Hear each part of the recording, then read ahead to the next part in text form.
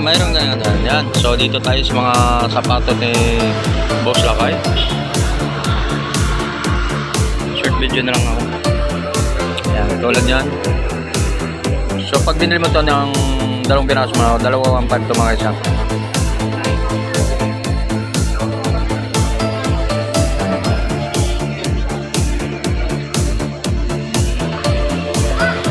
So may bago tayong formahan dito mga isa. Katulad.